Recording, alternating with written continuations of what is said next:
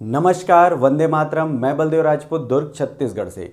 आज हम लोग बात करेंगे कि एनईपी मतलब नेशनल एजुकेशन पॉलिसी 2020 आने के बाद बीएससी फर्स्ट ईयर और सेकेंड ईयर एवं फाइनल ईयर के कोर्सेज में क्या क्या डिफरेंस आए हैं, पहले कोर्स क्या होता था और अभी कोर्स क्या है।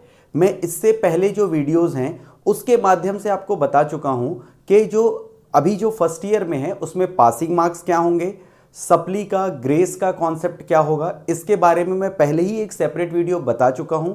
इसके अलावा बीएससी जो सेकेंड ईयर और फाइनल ईयर का जो पासिंग मार्क्स क्या रहेगा उसके ऊपर भी मैं सेपरेट वीडियो बना चुका हूं बहुत पहले। तो इनके जो लिंक हैं वो आपको डिस्क्रिप्शन में मिल जाएंगे।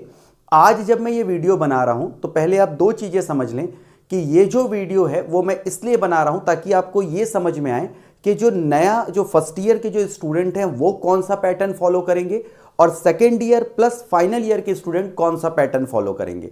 सेकेंड ईयर और फाइनल ईयर के लिए मैं पहले आपको बता देता हूं कि पहले जो कॉन्सेप्ट हुआ करता था उसे, और इस साल मतलब जो 23-24 जो एजुकेशनल ईयर है उसमें फर्स्ट ईयर के स्टूडेंट्स में क्या परिवर्तन आया है। तो चलिए शुरू करते हैं।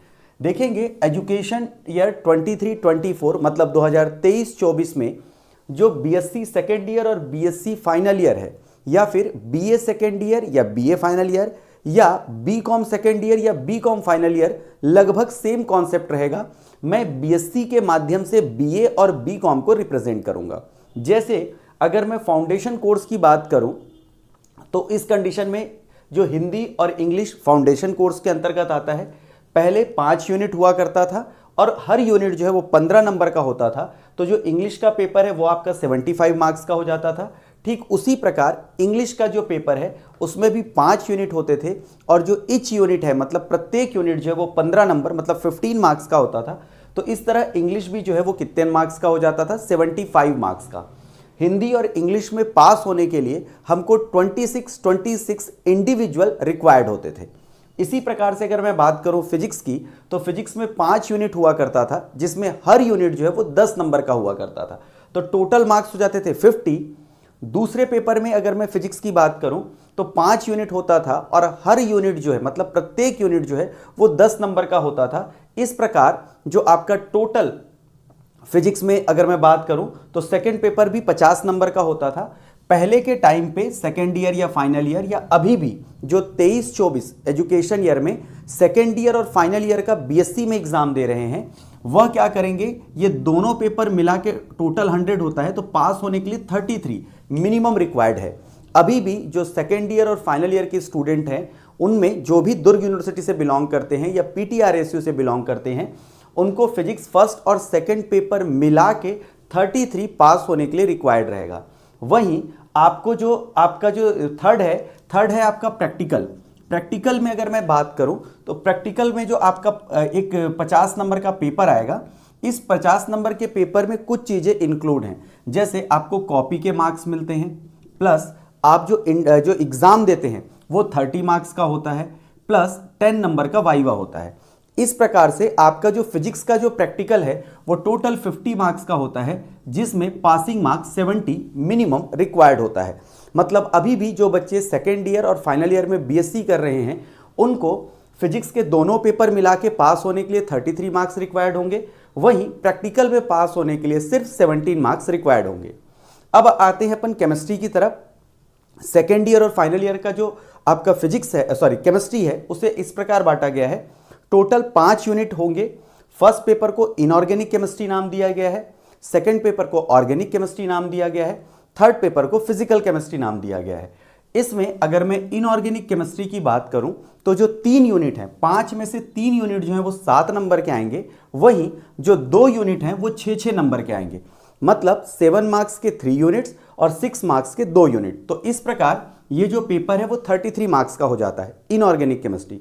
वहीं मैं अगर ऑर्गेनिक केमिस्ट्री की बात करूं तो सेम इनऑर्गेनिक केमिस्ट्री की तरह 3 यूनिट जो है वो आपका 7 मार्क्स का और जो 2 यूनिट है वो 6 मार्क्स का आएगा।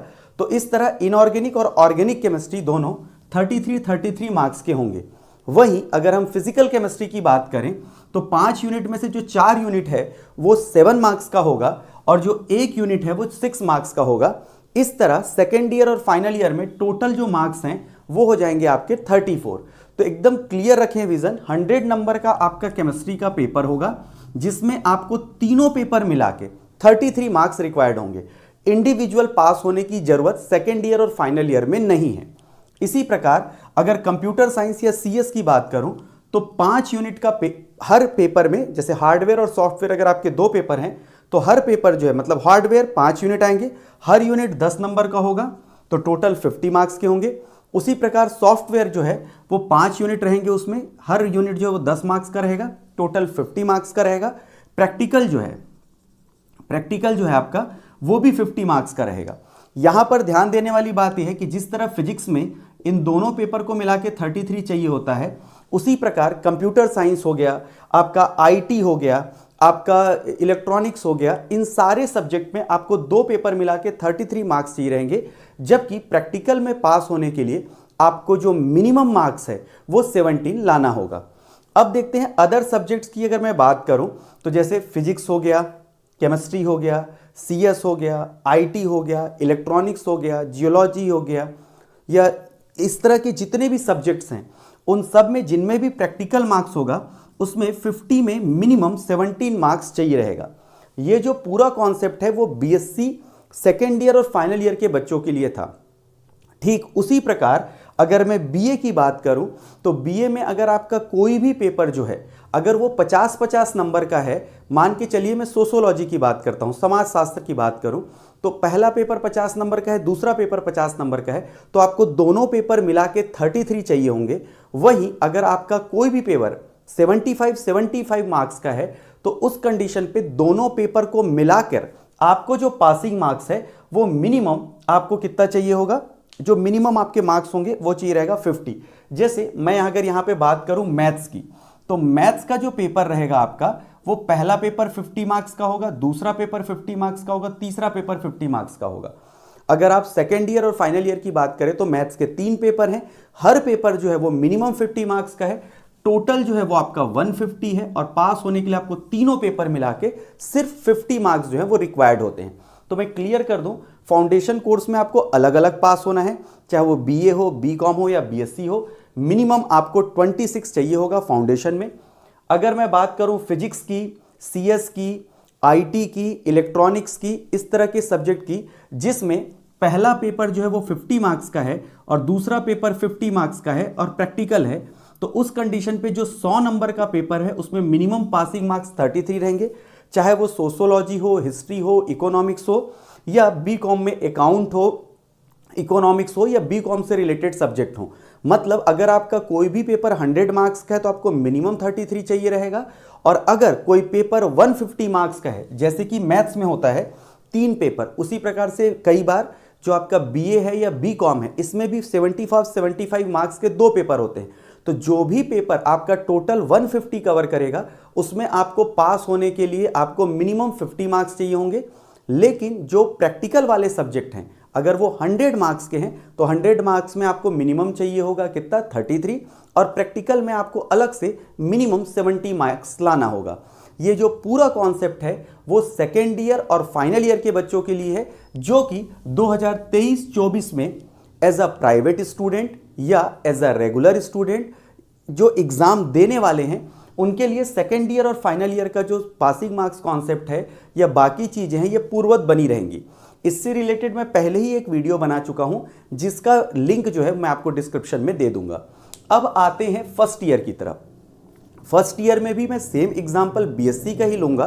तो उसमें अगर मैं देखूं तो नेशनल एजुकेशन पॉलिसी 2020 आने के बाद फाउंडेशन कोर्स आपका कितना हो गया है, 5 यूनिट का है, हर यूनिट 15 मार्क्स का है और आपको जो टोटल मार्क्स है वो 75 है और आपको पासिंग मार्क्स मिनिमम 26 चाहिए। ठीक उसी प्रकार इंग्लिश में भी 5 यूनिट आएंगे, हर यूनिट जो रहेगा वो 15 मार्क्स का है और मिनिमम आपको पासिंग मार्क्स 26 चाहिए होंगे। जबकि जो आपका फिजिक्स है, अगर मैं फिजिक्स की बात करूं तो टोटल 5 यूनिट आएगा, हर यूनिट जो है वो 10 नंबर का होगा और टोटल जो मार्क्स हैं वो 50 है और इसमें इंडिविजुअल पास होना है। मतलब फिजिक्स के फर्स्ट पेपर में आपको मिनिमम 17 मार्क्स चाहिए।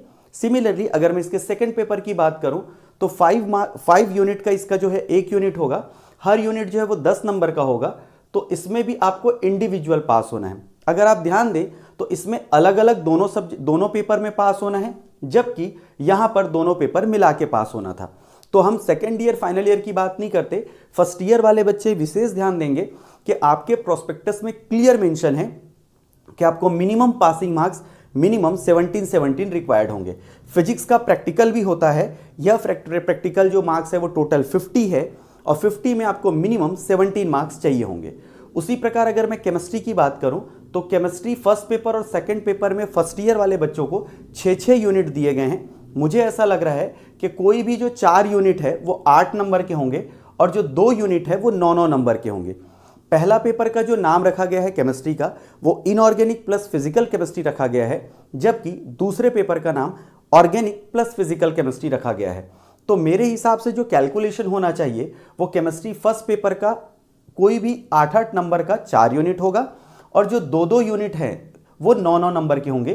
तो इस तरह ये 50-50 मार्क्स अचीव किए जाएंगे। यहां पर भी मैं क्लियर मेंशन कर दूं कि जो प्रोस्पेक्टस में लिखा है उसके हिसाब से आपको मिनिमम पासिंग मार्क्स 17 दोनों में रिक्वायर्ड होगा। पहले मैथ्स के 3 पेपर होते थे, या सेकेंड ईयर और फाइनल ईयर में 3 पेपर होते थे। पिछले टाइम पे फर्स्ट ईयर में भी मैथ्स के 3 पेपर होते थे, लेकिन इस साल से मैथ्स के 2 पेपर और 1 प्रैक्टिकल रखा गया है। तो जो मैथ्स का पहला पेपर है उसमें 5 यूनिट आएंगे। हर यूनिट जो है, ईच यूनिट जो है वो 10 मार्क्स का होगा। टोटल 50 मार्क्स का पेपर होगा जिसमें आपको मिनिमम 17 चाहिए होगा। उसी तरह मैथ्स का जो सेकंड पेपर है, फर्स्ट पेपर का नाम कैलकुलस रखा गया है, सेकंड पेपर जो अलजेब्रा है उसमें भी 5 यूनिट होंगे। 5 यूनिट में ईच यूनिट 10 मार्क्स का होगा और आपको पासिंग मार्क्स मिनिमम 17 चाहिए होगा। ठीक इसी प्रकार यहां पर ध्यान दीजिएगा, मैथ्स में जो प्रैक्टिकल है उसको इंट्रोड्यूस किया गया है, जिसमें आप असाइनमेंट और प्रोजेक्ट जमा करके 50 मार्क्स का होगा। कई बच्चे कमेंट करते हैं कि सर हमारे साथ गलत हो रहा है, पहले मैथ्स में 3 पेपर मिला के पास होना होता था, जबकि अब हमको अलग अलग पास होना पड़ेगा। मैं ये मान सकता हूं कि एक हद तक ये थोड़ा सा टफ है, बट आप ये भी सोचो कि मैथ्स में प्रैक्टिकल रखा गया है। प्रैक्टिकल में अगर आप गवर्नमेंट कॉलेज से बिलोंग करते हैं तो मिनिमम 35 to 40 नंबर्स तो आपको मिलेंगे ही मिलेंगे। अगर आप प्राइवेट कॉलेज से बिलोंग करते तो हो सकता है आपको 40 से ज़्यादा भी मिले।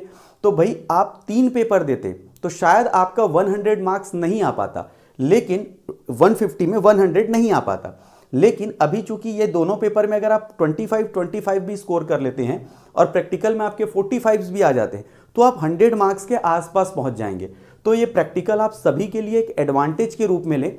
आप सिर्फ ये सोचिए, अगर आपका जो प्रैक्टिस है वो मैथ्स का कमजोर है तो मिनिमम 20 आप पासिंग मार्क्स बस ले आए फर्स्ट पेपर और सेकंड पेपर में।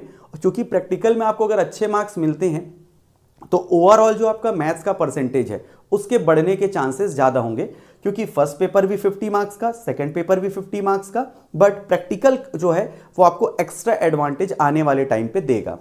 अब मैं बात करूं सीएस की, तो ये भी बिल्कुल फिजिक्स की तरह ही रखा गया है। 5 यूनिट हैं, हर यूनिट जो है वो 10 नंबर का है, टोटल मार्क्स 50। सेकेंड पेपर को भी बिल्कुल वैसे ही रखा गया है और यहां पर भी मैं फिर से रिपीट कर दूं, इन सब में इंडिविजुअल पास होना है।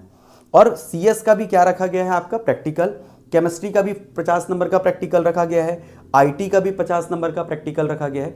तो अगर मैं कंक्लूजन निकालूं तो मुझे क्या पता चलता है कि जो भी 50-50 नंबर के पेपर हैं उसमें इंडिविजुअल पास होना है, चाहे वो बीए के केस में हो या बीकॉम के केस में हो।